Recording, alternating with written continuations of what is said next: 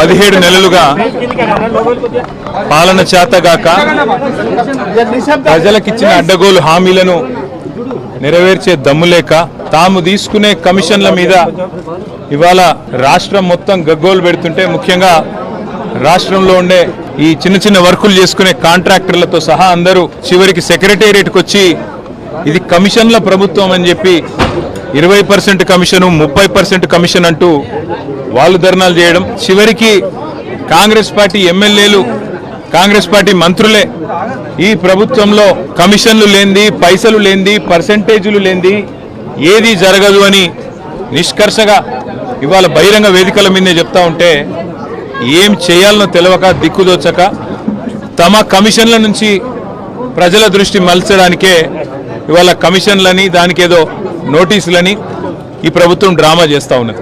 ప్రజాపాలన కాస్త ఈరోజు పర్సెంటేజ్ల పాలనగా మారిపోయింది. ఇది వాస్తవం. 20%, 30% అనేది మేం చేస్తున్న ఆరోపణ కాదు.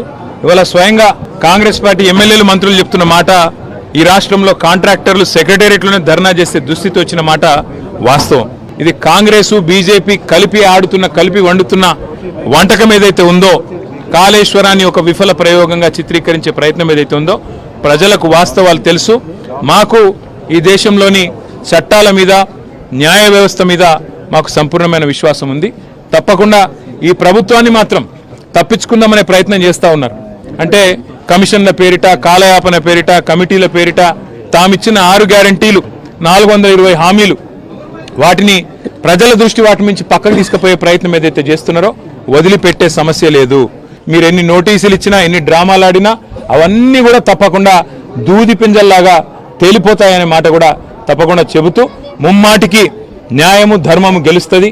ముమ్మాటికి తెలంగాణకు మేలు చేసిన వాళ్ళని ఆ దేవుడు కాపాడతాడు. మీరు ఎన్ని చిల్లర ప్రయత్నాలు చేసినా, వచ్చి 17 నెలల నుంచి మీరు చేస్తున్నాయని చిల్లర ప్రయత్నాలే.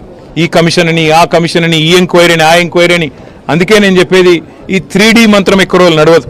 ఈ డిసెప్షన్, డిస్ట్రాక్షన్ అనే మీ ఆలోచన ఏదైతే ఉందో ఎక్కువ రోజులు నడవదు.